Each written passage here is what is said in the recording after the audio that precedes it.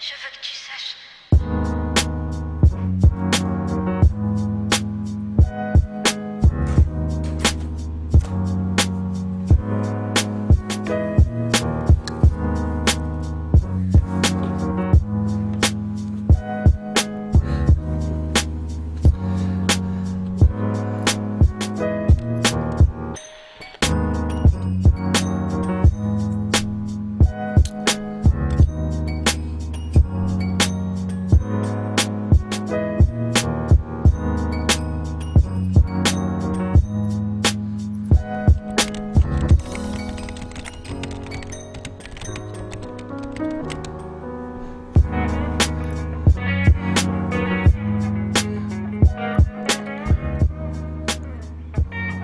Alright, hello and welcome to the Holo Herald podcast, episode number 27. Holy cow, it's going by fast. Every week just seems faster and faster. We are streaming live from our user location. If you're listening to the pre-recorded version, we invite you to come join us on the live stream. We live stream every Tuesday night at about 7. Sometimes a little bit earlier, sometimes a little bit later. So just be ready for that notification on your phone. If you guys want to be able to get notified when we go live, just go to the Holo Herald channel, or next time you watch one of our videos, there's a little bell that shows up right next to the subscribe button. If you guys could go ahead and just click that, then you guys will get notified when we're live and with other stuff. So we actually tend to do some breaking news sometimes with like competitions and giveaways and certain stuff. So if you want to be just up to date, go ahead and hit that. And we don't post all that often, so you won't get spammed. So I think go ahead, try it out, see if you guys like it. If not, go ahead and unfollow us. Anyways, let's go ahead and just move on to the podcast. We got quite a bit to talk about, some exciting topics, some fun things have been happening in the community, and some fun things have been happening in our lives and your guys' lives, and we'd love to hear about it. So let's go ahead and get started. I'm Eric, I'm your host, and I'm joined by two of my good friends. One good friend and one not so good friend. How about you go ahead and introduce yourselves, boys? I'm going first this time. Whoa, this is my not so good friend, by the way. No, this is your best friend. This is Austin here with the Holo Herald again for episode number 27. Eric is right; it does fly, and yeah, I'm excited. Let's get the show on the road. And my other pretty good, you messed it up, dude. Now I have to throw off my whole Gotcha. mojo. That's not how this works. Okay, and my other good friend. See, that doesn't work because I can't. You ruined everything, Austin. Go ahead and introduce yourself, Paul. Well, I'm back for another week of the fantastic Holo Herald podcast with my good friends, Eric and Austin. I'm Paul. I don't know if I said that, but I'm excited for another great week of MR news and talking about random stuff. So I hope you all enjoy, and feel free to leave your comments in the comment section below, or comment if you're on the live broadcast, as we do love an open dialogue with our viewers. Yes, and we have our link dump down below. So any links we talk about during the show, whether they're off the cuff or planned links, so go ahead and be the link dump. We also have timestamps. So if you guys are short on time, or you don't want to hear us talk about ham radios or girlfriends or whatever we happen to hit on, go ahead and just skip to whatever topics you guys want. It'll all be laid out right there, all beautiful for you. So I guess let's just jump right into it. Let's hit off with a little story this week. I like to start with a little bit of personal time on the podcast, and then we get into the news, which is probably what people want. What was our last week? We asked what we could do better on the podcast. What was it? What did they say again? It was research. Yeah, be better informed so we can talk more about the actual facts and not just our opinions, I guess. I don't know. And did we do that this week? We can't. No. I don't think we can ever do that because we have to have something to work for, and if we did that, the podcast would just be perfect. And nobody wants to just listen to a podcast. You can't have a perfect live stream podcast. Exactly. We either have to have audio cutting out, or we have to have some people complaining, or something. That's just how it goes. That's just how this goes. So anyways, this week has been pretty interesting in the Holo Herald, actually. We've had some videos do a lot better than we're used to. That's our Snapchat AR versus HoloLens AR video did pretty well. It's in about just under 4K views, I think. And then we have, which is a lot for us, and then we have Dating a Hologram, which to our surprise and to Austin's, I don't have the correct word, volition, it's just tipped over 5,000 views, and it's still climbing insanely. We're getting more than 2 views a minute right now, so that's really exciting. And it's really interesting right now because it comes at a time, at least for me, I'm getting a little bit personal here and a little bit serious. With the Holo Herald, I felt like we've been churning out really awesome content lately, and we just haven't been able to gain much traction. Have you guys felt that way? Yep. There's a lot of videos that we release that go underappreciated, I believe. Like the AR operation. That thing's really cool. I think that one needs more views. Yeah. Yeah, definitely. It's a major grind at this point. I mean, I feel like we've been at around 1,400 subscribers since June. So it's definitely a major grind, but hopefully it'll start picking up here again soon. Exactly. And we'll be good. Yeah, well, and it's so funny. Me and Paul, probably about like 6 months ago, we got on Social Blade and we were looking at their projections, and that's like right when we just ticked over. Well, it's probably like not like 6 months ago. It's probably like 4 months ago. That's right when we ticked over 1,000 viewers, 1,000 subscribers. I mean, and we were looking at Social Blade, and it was like, oh yeah, you won't even hit 1,500 by the end of the summer. And we're like, oh man, there's no way. We're definitely gonna hit 1,500. We're gonna hit it by like next month. And they were straight. They were right on. Their projections were right on. We're going exactly with what they said we would, which hopefully there's like these viral hitters, quote unquote viral for us, and maybe some other videos if we keep churning out good content, will kind of turn the tides on that. But I mean, it's kind of been a grind lately. And hopefully we can start doing some collabs with people like Sean Ong and having more new people on our podcast and stuff. So we're getting there. We're picking it up a little bit. But I mean, it's been kind of grind. I was getting pretty down in the dumps about the whole situation. But I'm really glad these videos have picked up. That makes me excited. But I can't remember where I was going with this. I was going somewhere important. Anyways, subscribe to our content. Oh, I think only our subscribers watch the podcast anyway. Yeah, I actually wonder how many like unique visitors do we get to the podcast? Like people that have never subscribed, probably will never subscribe, but they just listen to listen. I don't know. I'd like to see that number. That would be I'm cool. Sure it's close to zero. Those metrics. I wish YouTube's metrics were easier to find, because I remember, man, I look back and when we first started our channel, we were getting like over 150 subscribers every month. Man, when we first started it, it was cranking.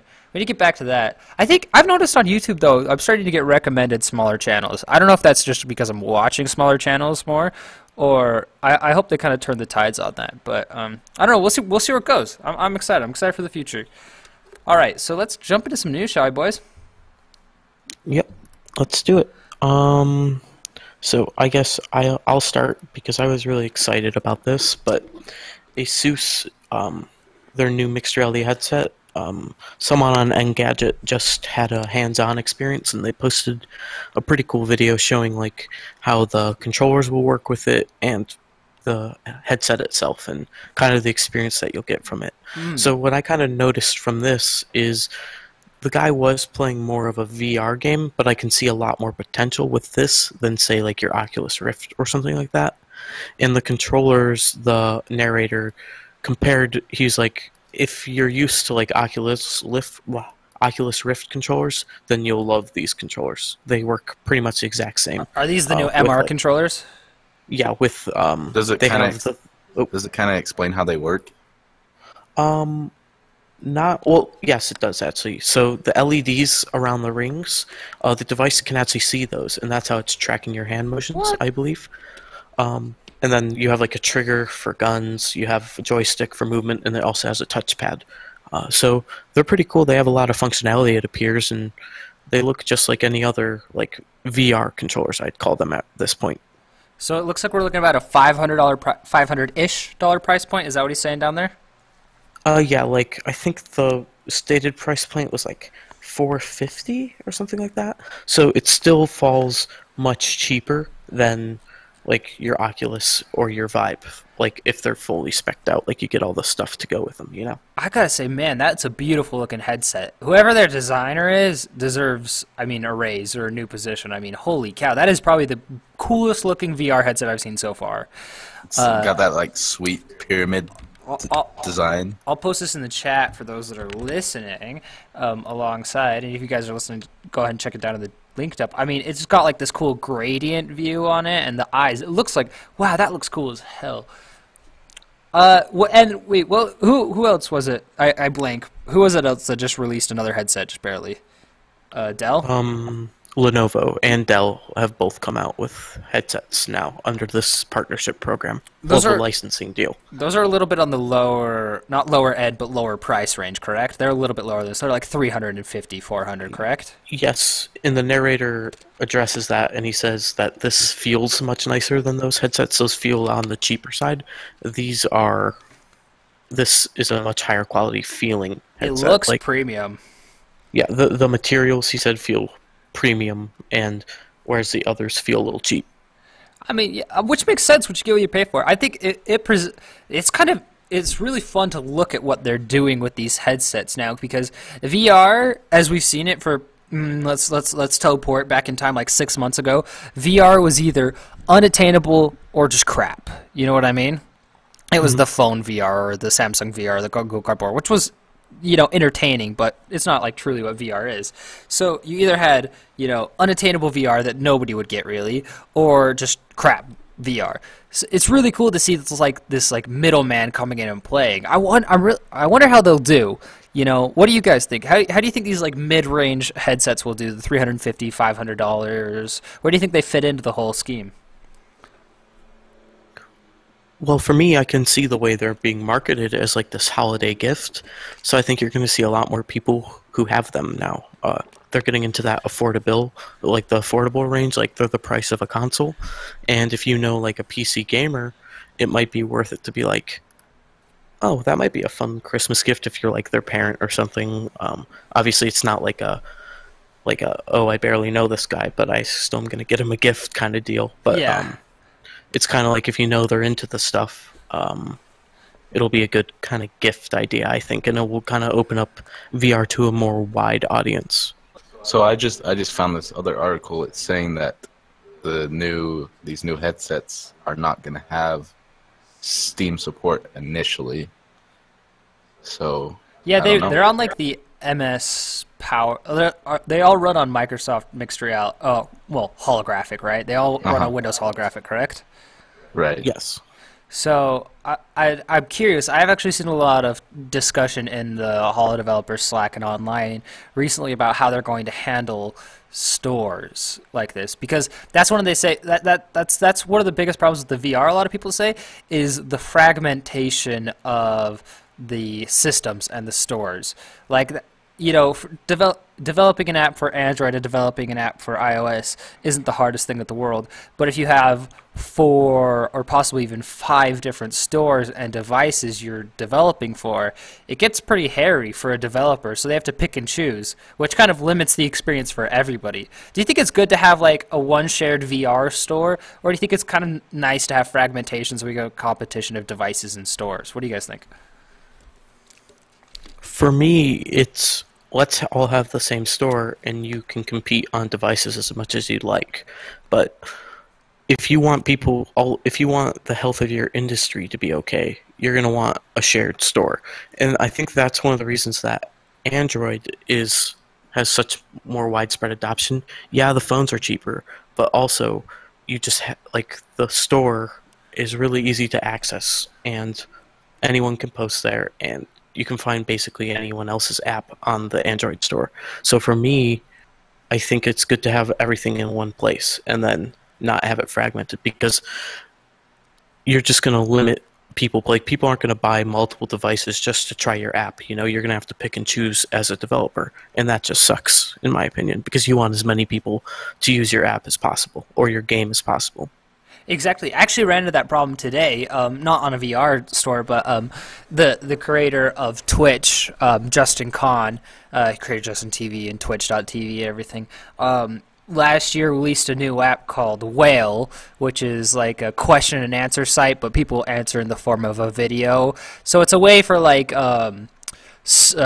celebrities and famous people or really intelligent people to answer questions really concisely and fastly. So you'll have an account and someone will post a question that's what do you think of Uber's choice to get this new CEO or whatever, to Justin Kahn, and it gets uploaded a bunch, and then he can just make a little 15-second video to do it, kind of like Snapchat a little bit. But I really like the idea. It's a cool idea, especially for YouTubers or people like us, to be able to get ask questions like that, and then give immediate response to the community is really cool. But it's only on iOS still for a year later, and that really honestly just killed it for me, because I don't know anybody with iOS, and I don't know and I don't want to recommend it to somebody I like a cool YouTuber, if I cannot access what they have. So it really does hinder the system. It kind of hurts the app, So I don't know. I kind of hope that all the companies at least like in VR right now, are kind of more about trying to push VR rather than push their own device. Is that how is that how you guys see it? Not really. Like, especially with this news that these Windows headsets are not going to support like Steam games and Steam apps. I think that's going to be a big deal breaker for a lot of people, especially like that's almost going to make me rescind my holiday gift comment because there's nothing to do with it. I mean, the Microsoft Store is, I don't know. I don't like the Microsoft Store. It's pretty like not user friendly. Yeah, especially when it comes to HoloLens apps. We're not fans of it right now specifically. With Microsoft's been kind of not very friendly to developers or users right now. They're kind of off in their own little world right now, which is kind of a bummer. But you're exactly right. And I haven't seen or heard of any VR apps for Microsoft Store besides the home, like where you can see your desktop home or whatever it is. Did that say how many titles it has on it right now, Austin? By chance, did you see that at all? What was that?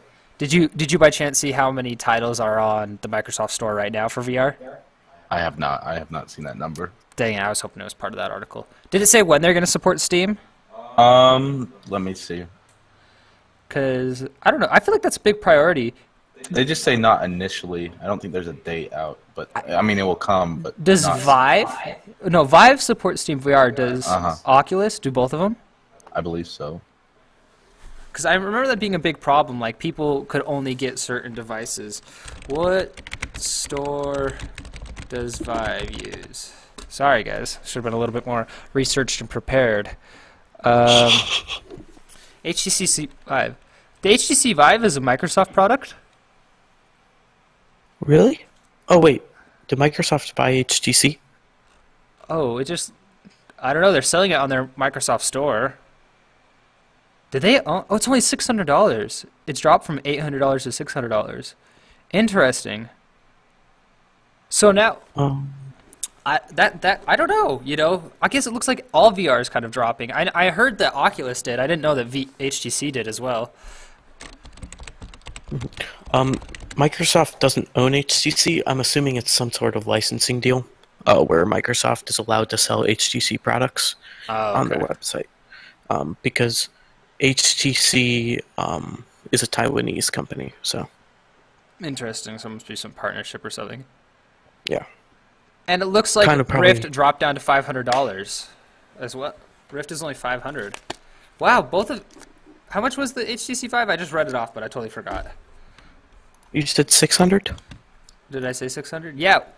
So the Rift, the Oculus Rift, is now the same price as the oh god, there's too many devices going around in my head. the Asus. All right. Okay, I posed this question to you guys. So you have $500. You guys want to get into VR, right? What is your go-to device at this point? From what you guys know, you guys are in basically.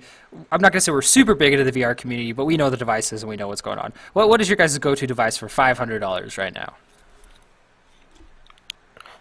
Well, I think I'm gonna take a chance and try one of these Windows VR because I don't know, Oculus Rift never wowed me, so I'm down to try something new rather than go with an older device.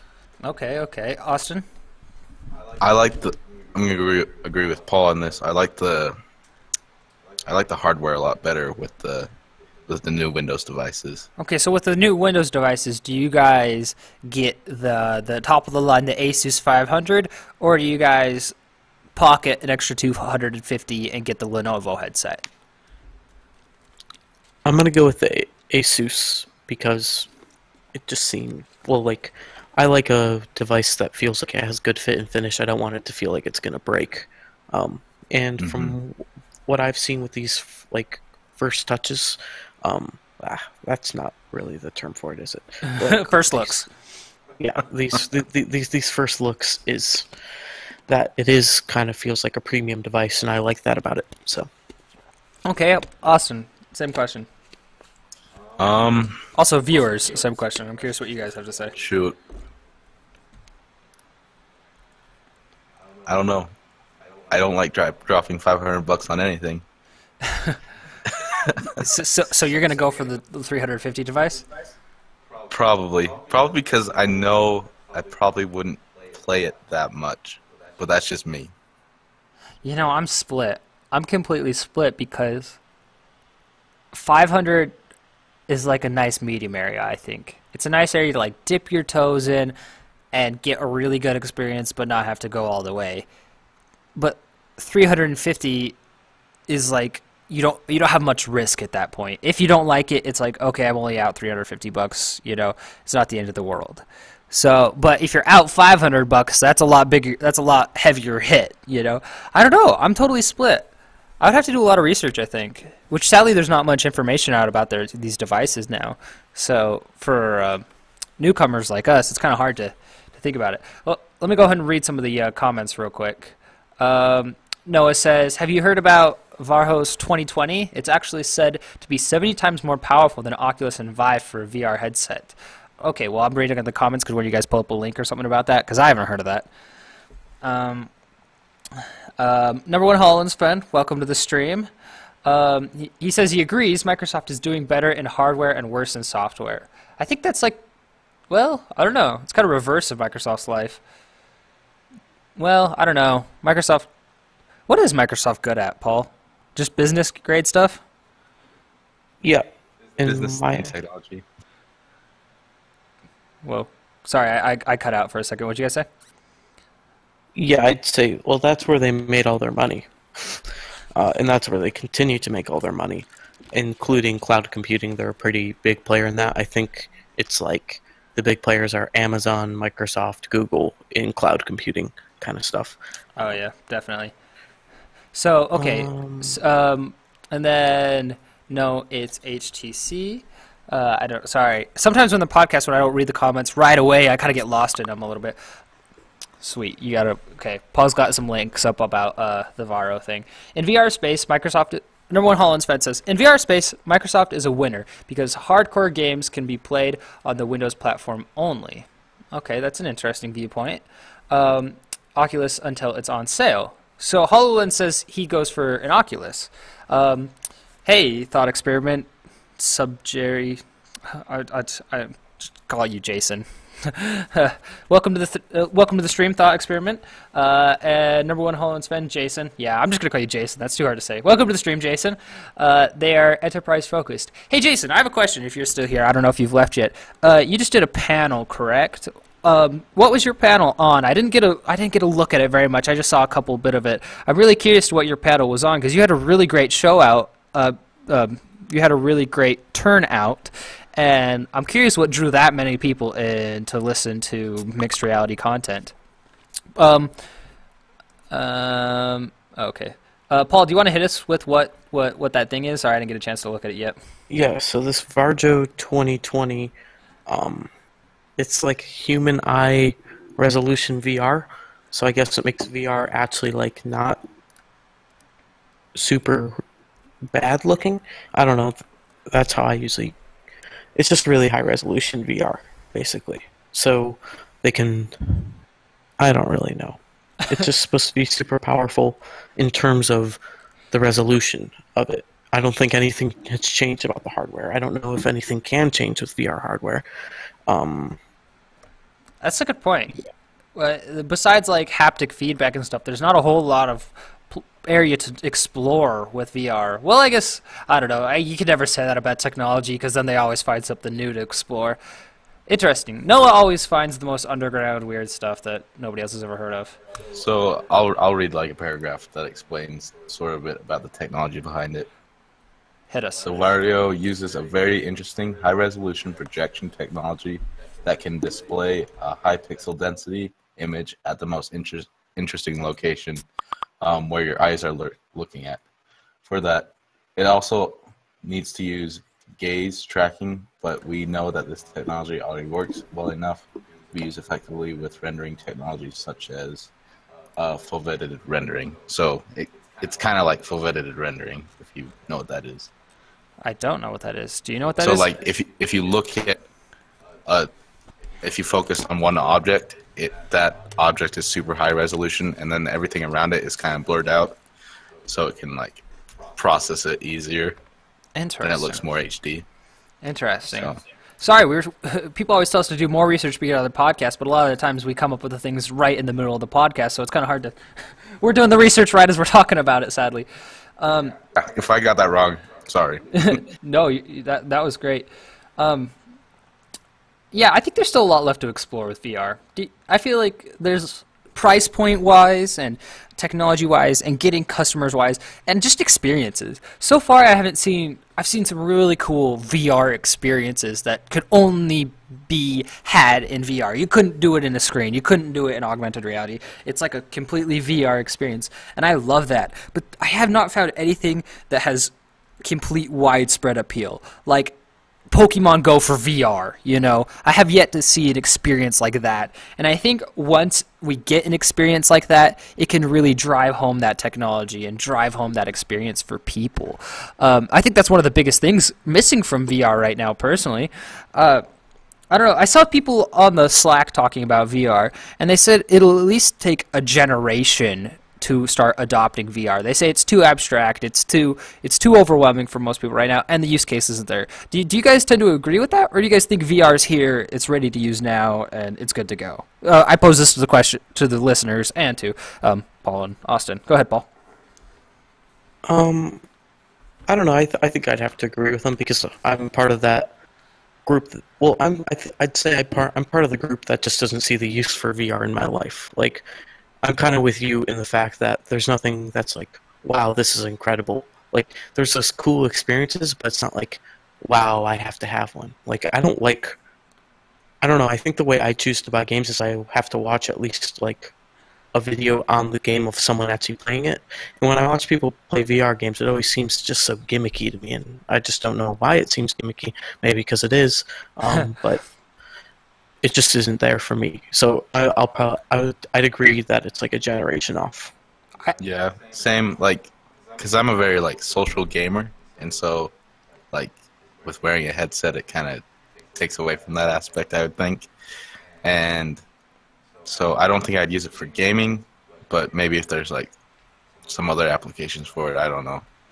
I don't think I'd use it. Yes, I think you guys are definitely not in the minority. You know, I know there's a few VR evangelists. Is that the correct word? Evangelists, evangelists, preachers, whatever we want to call it, out there they see the future, and the future is beautiful through their eyes, and I wish it could be there, but I don't know if it's the technology or the adoption or something is just not bringing that experience to life.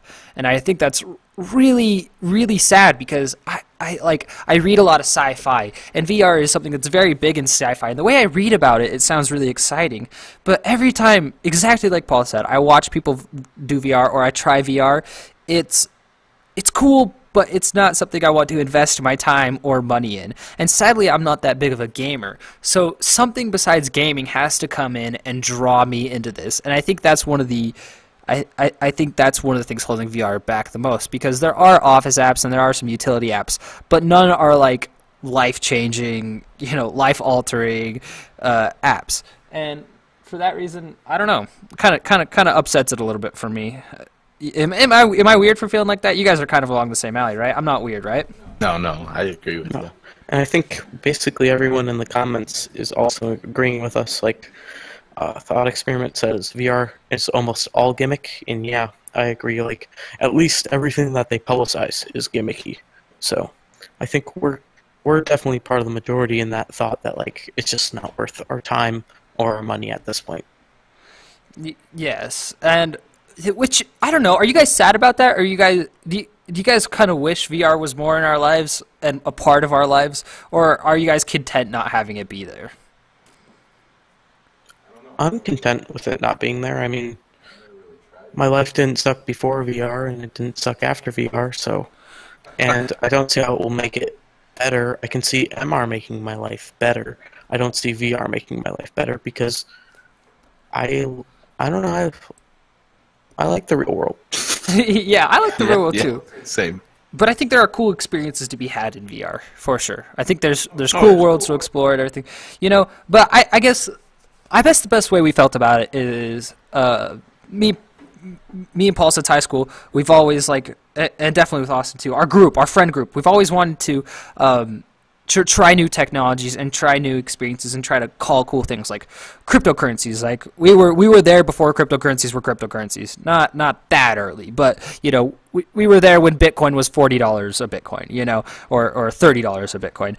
And 3D printing, we were there when 3D printing was something you had to get custom ordered to your house, and we were super excited about 3D printing. I don't think VR ever caught our eyes though. Like we thought Oculus was cool and everything, but VR just never happened to us. But then we saw MR, and I'll speak for myself here, and then I'll let you guys talk about how you guys felt about MR when you guys first saw it. But I don't know, MR first seemed like the first technology I'd seen in our generation that looked like literally life-altering. Because we've grown up with the internet, and we've grown up with computers, and we've basically grown up with smartphones. Smartphones were really starting to come out when we were getting old enough to care about it.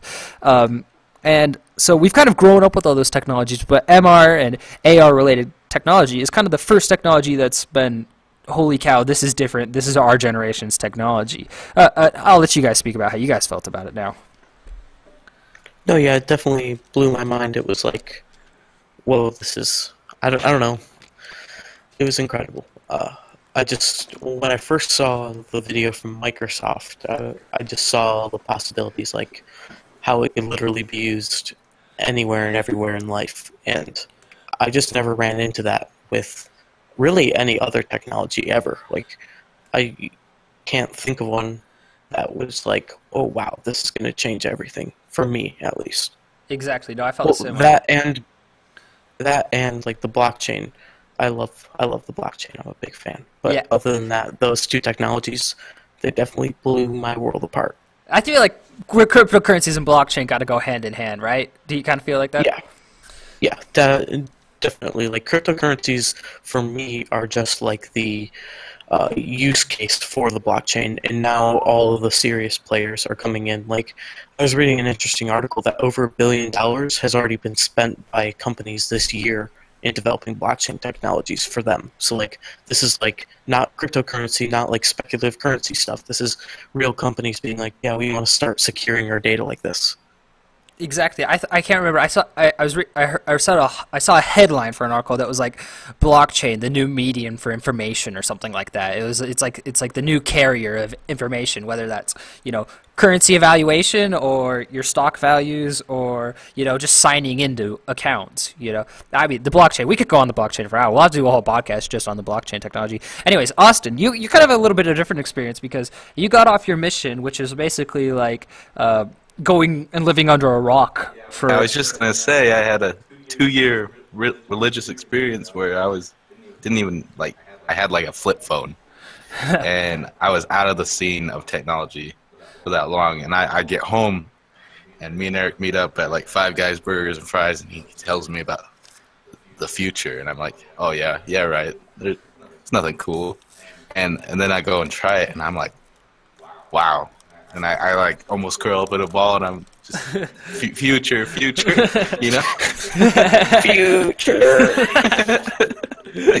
Just like mind blower. I remember that when I first showed it to you. I thought it might have been a little bit too early. I really didn't want to just like drop all this information, but I was so excited to share it all with you. I was like, wow, tech has progressed so much since I was gone. And then you kind of realized how underground it was, and it's not we're just on the cutting edge.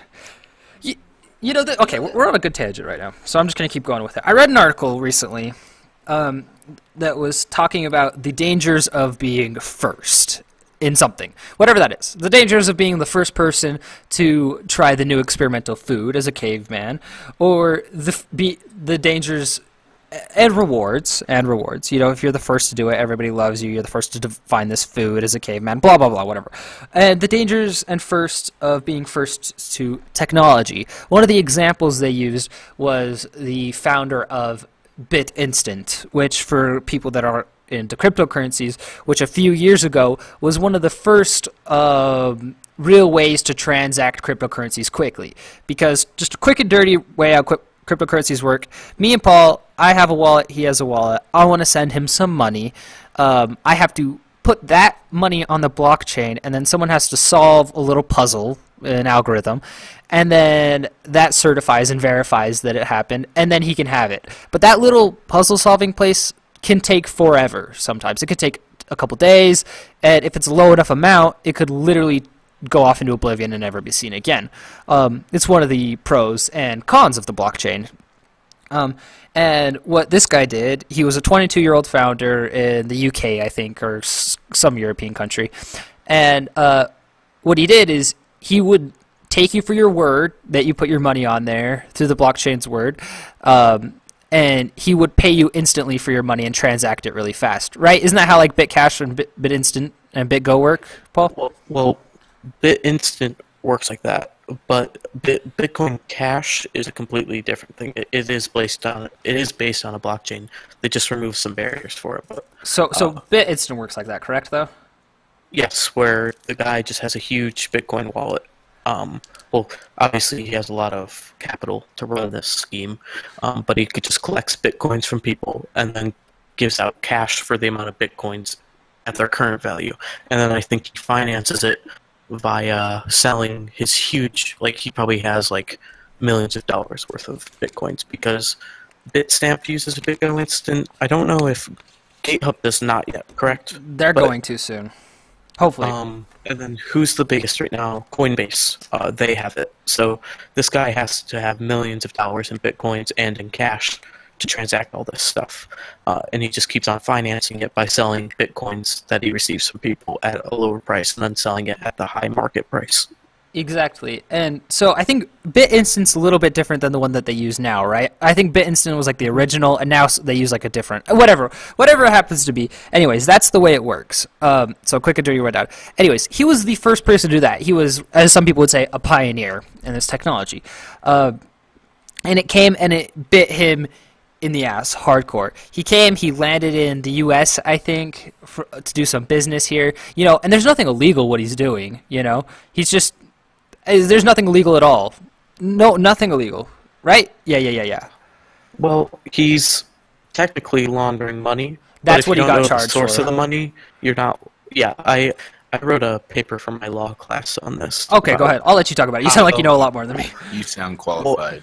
Well, about how they're using, like that they use old money laundering laws to get people who are really rich in Bitcoin, to be guilty of it, I guess. So like the biggest case recently was this guy in Miami. It was a sting operation. The police were saying like, oh, we stole all this stuff. Can we sell it to you for Bitcoins? And then we'll just turn the Bitcoins into cash. And he's like, sure, like I'll do that, no problem. And so he got hit with the money laundering charge because he was taking dollars from the stolen goods, turning them into Bitcoins, and he was making his money that way. And the cops were like, oh, we got him. But then the judge ruled that they couldn't get him because he didn't know it was stolen property. Exactly. That's basically what happened. So what happened with this instance? That's a perfect example.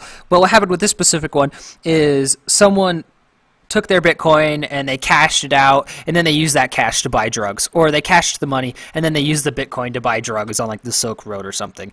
And he got in trouble for laundering money, which is like, what the heck? If people around ATMs everywhere know that people go and they get money from ATM to go buy drugs, but yet the people that own the ATM don't get in trouble. It's that kind of ideology behind it.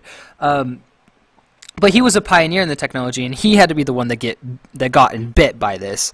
And they have plenty of other examples for it. I think another example would be Oculus. Oculus was a pioneer in the technology. They spent a lot of time doing it. They spent a lot of everything doing it. And then they kind of got bit, and they kind of fell behind the technology for being pioneers. It's been so long since I started this conversation that I have no idea what my point I was trying to make with this was. But it was just the dangers of being first in a technology. And do you guys see any of that with like HoloLens possibly happening? We'll see what Magic Leap has to offer. Yeah, I'd have to agree with us, and I think it's a little too early to tell. But we're still in that pioneer stage. Showing that they could run into some trouble here, especially if they rest on their laurels, which it seems like sadly they might be doing, especially with just the way they've been treating people with like the store and all that. I mean, why would they take away the made from HoloLens for HoloLens section? It doesn't didn't make sense to me. But hey. Yeah. Yeah, no, we've complained about it. Luckily, we have some contacts at Microsoft who are trying to get some of our gripes worked out, and it seems like the people are really responsive, which is really great, but it seems like the developers and the corporate side of Microsoft seems to kind of be getting away in the innovation. And I hope corporate doesn't get in the way of HoloLens because as someone that works for a corporate infrastructure, me and Paul, I mean, we can see how corporate can kind of stifle creativity and growth a little bit with just a lot of rules and regulations, for better or worse, depending on the instance. And I really hope HoloLens stays uncorporate as long as possible. I'd love to see it as this kind of underground mentality that kind of grows on itself. And you know what? I think Meta's doing that right now, and I really want to get our hands on a Meta. Can I say that again? I mean, we need to email them back because I want a Meta so bad. I kind of feel that way about Meta. Magic Leap, bring us to Magic Leap. You mentioned Magic Leap, Paul. I just read an interesting article. I guess we can kind of jump to our Magic Leap drama section of the week, shall we? It's not really drama this week. I think it's actually something pretty cool. But yeah, it's cool. I think you're the one who posted the article, so I lost it. I can't find it. There's too many. There's too many links here. Engadget. Wow, Engadget finds everything. Okay, sorry guys. So here's the link we're going to talk about, so you guys can get a hood. Oh, I jump on it. Don't post it. Oh, there it is, double for you guys. I got it. You guys can pick whichever person you like better and choose their link. Oh, whoa, message retracted. Interesting. I didn't know it would say that. Ooh. So this is an article from Engadget. About 12 hours ago it was posted, so it's really hot off the press news. Talks about Magic Leap is experimenting with light-bending nanomaterials. Metamaterials that color butterfly wings could improve optical displays. They have a really cool image here. I recommend going and clicking on this image because it's really interesting to look at this. They have a picture of a butterfly for people listening to just the audio version and not clicking. They have a picture of a butterfly, and then they have like really up-close like microscopic level pictures of the wings, and it's got like this really cool layering to it. Anyways, if not, it's just cool to click on the link for that reason alone. And it basically just talks about how they're delving into this new technology and experimenting with it, which is what we've heard from Magic Leap. They're always delving into new things and experimenting it, but we don't really hear anything coming from it, sadly. It's probably because they're so secretive. But it's really exciting. Noah could probably drop a little bit of a better comment in the description than we could ever do justice about reading it. But I'll just read a little paragraph. That brings us to research. According to Berkeley Lab, the team developed 2 new ultra-thin silicon-based optical chips by carving 20 to 120 nanometer beams is in quotes, into silicon using electron beam etching that formed an infinitesimal diffraction grating. And there's one right over my head. Like the type you might remember in high school science class. Those split and bend light into different colors depending on the beam pattern, much like a prism. Now to me, that's kind of a really exciting part of it because they can take that technology and adapt it into MR lenses and MR light beams and stuff to get you a really, at least what I'm gaining from this is to get you a really crisp, clear image. Is that kind of the gist of the article? That they're using this technology to do that? Mm-hmm. Yeah, it appears that's probably the case. They didn't give any indication that this is in their headsets, so we'll have to see if it does make it. But it'll be interesting to see how it works. Yeah, I mean, basically our Magic Leap's drama every week is just summed up to they're working on something. I don't know what it is. Looks really cool. Can't wait to see a device. Is that basically what it sums up to, guys? Yep. That's every week. Okay. Noah says that we're correct with what we were saying, and Noah is like the Magic Leap guy, so he knows pretty good. I'm going to run through some comments real quick. Holy cow, there's a lot. I'm not going to run through some comments real quick. Okay. Jason says something. He says, we at Thought Experiment are working on a cross-platform gaming visualization platform called Open Doorways that will incorporate AR, MR, VR, Xbox One, PC. VR will offer immersion that you can't get on other platforms. It's exciting. We ought to get Jason on the podcast because he was like Microsoft's MVP developer, I think, most valuable player developer. with HoloLens, which is really exciting. Did you guys see that YouTube TV is coming to Utah? No, I thought it. Yeah, I saw that article. I thought it was just something they rolled out for everyone. It didn't matter. Is that true? Are they just rolling it out to everybody? I didn't think it was. Huh. Oh, I guess it did only originally hit 5 markets. They say. Okay, that's kind of weird that they would release it so like slowly. I mean, it's just a TV service like Sling TV. Let's see. Here's the cities that it's launching in. Yeah, Cincinnati just got launched. Okay, sweet.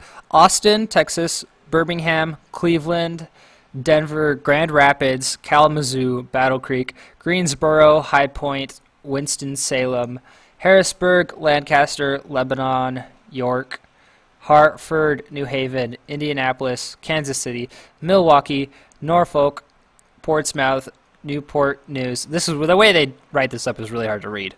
Oklahoma City, Riley, I think that's how you say that. Durham, Salt Lake City, San Diego, and St. Louis. What's the point of rolling it out all those places and just not rolling it out to everywhere? That's like basically everywhere, every big city in a state. Let's see. That's basically everything that Google does. Is they love to do these slow releases and then they stop, and everyone's like, "What happened?" And they don't tell us what happened. And they're just like, "Yep, no longer happening." Scare tactics. I feel like it's all scare tactics. Google Glass. They just they could have kept going. They just didn't want to. They just wanted to scare people into started making technology for them. And say Google Fiber. I feel like that's what it is. So for you that are listening that don't know, YouTube TV is a little different than traditional YouTube app. For $35 a month, customers can stream national channels such as ESPN and FX, as well as local TV stations like ABC, CBS, Fox, and NBC. I'm curious what you guys think about this, YouTube's approach to this. I haven't really got a lot of time to think about it and collect my thoughts on it, and I don't think you guys have either because it's so new. What are some of your guys' initial impressions? I'm curious to the viewers, too, because you guys are using YouTube. You guys are watching a stream on YouTube, so you guys are obviously ingesters of YouTube content. Sorry, I'm flubbing a lot. What do you guys think of YouTube TV? Is this something you guys would ever think of using?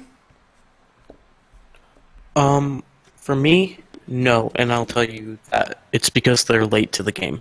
I mean, I'm already a Sling subscriber. If I'm going for television, it's going to be Sling TV. They have everything I want, so I'm good. I'm already a taken customer, so for me, they're just too late to the game. Oh. And they're not cheaper than any of the other services. They're all priced the exact same, so I don't see what's the difference. So for technology-wise, yes, you support it, but for them, for who it is, for the platform, no, you're already taken? Yep. Does Sling do all TV channels too, not just sports? Yeah, Sling, you can get whatever you want. Besides, local channels is a little harder, but unless you're like older than 50, I don't think you care about exactly, local channels. I was just going to say, unless you're a grandparent. What about you, Austin? Well, once you get Plex, you never go back, right? And so, I don't know. I feel like the content I watch on YouTube is a lot different than what I would, like, I'm going to watch informative videos here and try and learn something through YouTube. But when I want to watch entertainment, I'll go somewhere else. I don't know. Okay. I see where you're coming from. It's kind of same take as Paul. Just like you use YouTube for what you use YouTube for, and you use other platforms for what you use other platforms for. I tend to agree. I kind of wish YouTube would just stick with what they're known at doing best, building awesome communities and growing awesome creators. I wish instead of focusing on getting people that are trying to watch TV, they would focus on their bread and butter and make that as good as possible. Make it easier for smaller channels to get bigger. Make it, figure out their algorithm, get rid of all the clickbait, fix those problems before they start adding TV. Because exactly, all three of us just said we're not going to really use it. So are they marketing this to the YouTube audience or to TV audiences and trying to give them a solution to this problem? I can't really tell. Have you guys seen anything? No, I haven't. I haven't seen any advertisements for it besides like on YouTube itself. So maybe it is for the YouTube audience. And Beamer180, he brings up an interesting point that like all your content would be in one place. Yeah, that's true, but I know Disney is also working on their own service like this, which means ESPN would be taken off of these services because they're just like, well, you can come to us for your ESPN stuff. So it's going to be interesting that all these companies are now splintering, so you're going to lose this content in one place idea that he brings up. Exactly. I think we touched on this last week very briefly. We talked about Disney launching their news source, and I guess it fits in more to this conversation this time. I think one of the reason people left TV is because they hated the fragmentation / one place of it all. Like, to explain what I mean by that, is fragmentation as in there's Comcast, Dish, Time Warner, blah, blah, blah. You could go on all day. But at the same time, you have to have all of the content you don't want. You have so much extra content built into those. So at the same time, you're getting a lot of ability, but you're not getting a lot of... you're getting a lot of freedom, but at the same time, you're getting a lot of restrictions just by who you pick. It's just this weird conglomerate. So many people are cutting the cable every day that this is weird. And I think we're going to start seeing that happen with Netflix and Hulu and Disney streaming service and YouTube streaming service and Amazon streaming service and all these big ones, because Comcast is going to get in the game and everybody else is going to get in the game. Do you think we're going to see a repeat of the TV? I think I asked this question last week, Paul, but I'm going to propose it again. Do you think we're just going to see a repeat of the TV methodology just replaced on the internet? Yeah, I said it last week and I'll say it again. Yes, it probably will happen. Just because that's what companies want. They want their money and they want it now. It's my money and I want it now. I don't know. Is that worrisome at all to you, or do you think it's just the way of things going? I would say it's worrisome because I have never been a fan of that model, and I think it will scare a lot of people off, and then the next big thing will have to come to disrupt the market again. But if all these companies come in here and they say, oh, we have a streaming one, you're just going to see it's just not going to be good for the overall platform. For the platform and for consumers, because you're going to be paying like 5 different companies, probably $15 a month for different streaming services because you can't get their channels on someone else's platform. So you're just running into this problem where you're spending more than you were before on cable, and you're getting less content for it. Well, less quality content, we'll say. Exactly. I kind of hope that people don't try to get their hands in too many places. I think that's what will start to cause the most problems, with people like YouTube trying to reach into getting TV and YouTube Red subscriptions and all this premium content and weird stuff that YouTube's never ever done before, and now they're just trying to get into that game, that cash grab.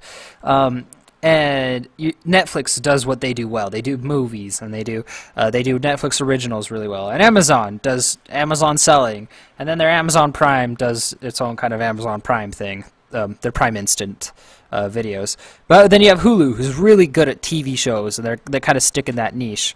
I kind of hope we don't see all these everybody trying to do everything at once, and I don't know. I just hope it doesn't become too dangerous.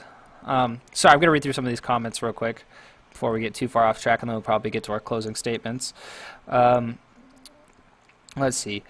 Jason says, I don't watch TV. I pretty much only watch YouTube, Twitch, or Mixer.